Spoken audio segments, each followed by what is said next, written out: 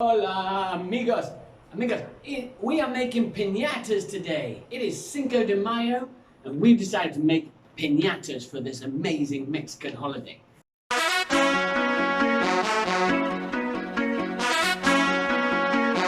Boom shakalaka to all the people that want. Now, what is a piñata? A piñata is basically a party game. You get whoever's in the party, you blindfold them. You give them a massive stick. Now they're blind and they've got a big stick which they're swinging around. Then hanging from like the ceiling or a tree is a box full of sweets. But it's super colourful, normally looks like a horse or some other kind of Mexican item. So this is hanging from the tree. The blindfolded person now swings at it and smashes it, right? And smashes it. Then the next person gets blindfolded, they have a go. And this has to be so tough because inside it is the treasure, isn't it? That's full of all those sweets. So as soon as it breaks, sweets go everywhere, children go mental. There's one guy who's still blindfolded with the stick trying to get people. It's just manic. You can see Mexico with them shooting the guns in the streets and partying all night. You can see that happening at this kind of party. So we're going to create a piñata. Watch this space. Okay, action.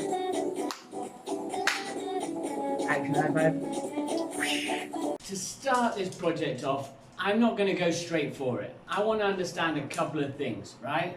I want to understand how you can make something that hangs in a tree which is strong, right? To be hit. And I don't want it to break straight away. I want it to be hit and smashed and like everybody can have a go before the treasure is released. I'm just going to start with folded paper and I'm going to try and protect this little egg guy, right? Now you're like, you're crazy. How can you put an egg inside a piece of paper and expect it to survive? Now that's what we're thinking about. We're thinking about structures. This is what I'm going for.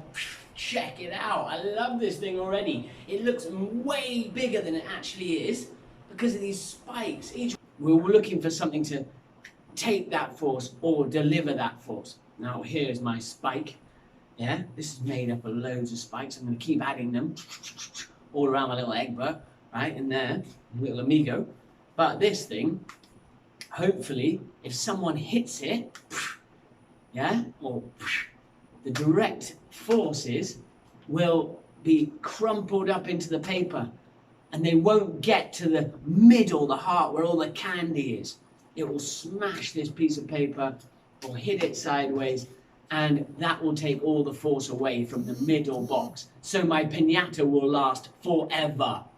Let me finish this off. I'm going to drop an egg, test it works, then I'm going to make that massive one. Okay, Bo has been studying all morning. He's got a 2-minute break, and I've said he can throw the Cinco de Mayo egg. Right, Bobo, there is an egg inside there. I want you to get it and throw it straight up in the air, and then stand back and hope it won't break. Yo! Oh, cool! Definitely okay. Love it. Whatever. Hey, do you want to do it again? Yeah. Yeah? Alright, try and hit the part. That's it. That's it. Smashed. I have to go back to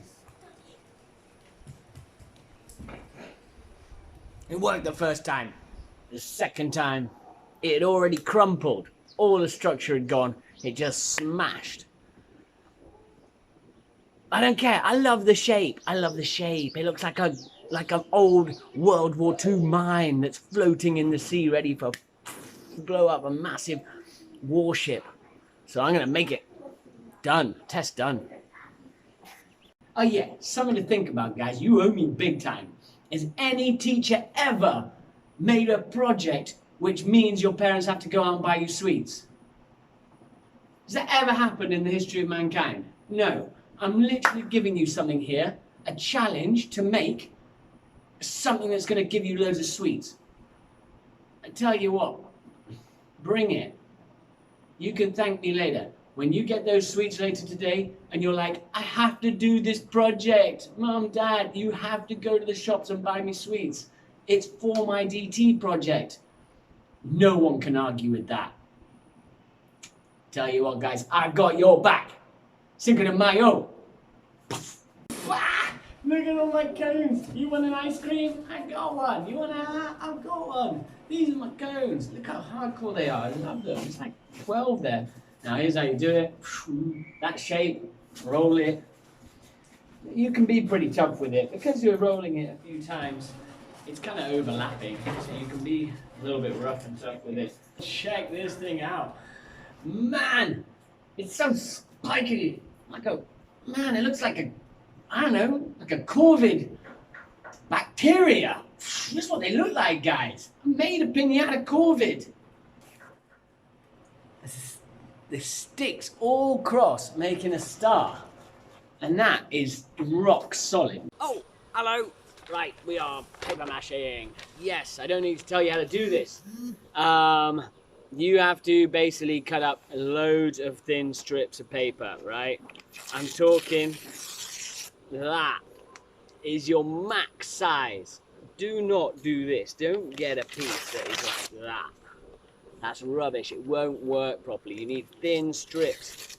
Of course, the best is to just, actually use scissors and cut nice little strips up. That's, of course, the best. Scissors are sharp. Remember that. And, of course, you have the benefit that you can do, like, 1,000,000 pages at a time. Like, right? You get the idea. Now, there's so many ways to paper mache. I'm not going to bore you with that. Flour and water works. It takes a long time to dry. It's a little bit rubbishy. It's got a funny, weird look afterwards. Office glue. The best is PVA. If you can get watered down some PVA, even add in some flour and water to that, you made a magic mix there. But it's expensive, so it's your choice. I'm actually going to use cellulose paste, which is like wallpaper paste. It's good for large areas. People do their whole homes. So I'm going to use that. And it's cheap as well, so that's an added bonus. But you might not have that, so whatever. Right, I'm going to cut up those strips. I'm going to lay them on, making sure they crisscross. Remember, that's where the strength comes in. When Bo hits it, if it's all in line, if it's all crisscross mesh, he's never going to get in. And I will get to keep all the sweeties. Okay, here we go. Going for it. 1, 2, 3, and done. Bing. Do a magic.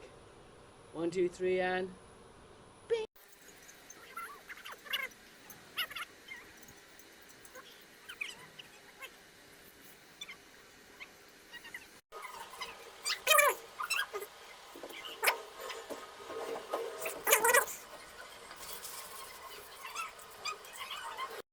I have loved making this. What a great project.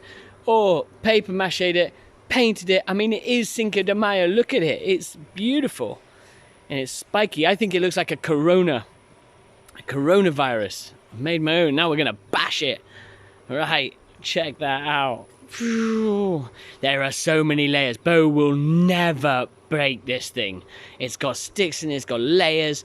It's good shape. Full of candy. It's got the biggest string ever holding it on. Let's smash it. Yes, it's here. Party time. Cinco de Mayo. A blindfolded Bo. Can't see anything. Right. 3 hits, Bobo. Go for it. Good luck. We're going to be here all day. I'm going to chill out, actually. Oh, 1, 2, oh, 3. Whoa. Okay, Assie's 3 hits. Assie, do you want a blindfold?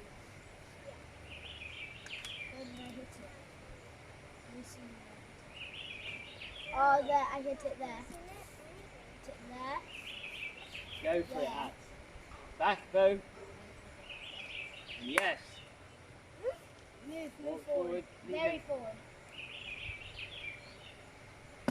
Oh, good hit. More forward, actually. More forward. Very more forward. More forward. Push. Come on, actually, more.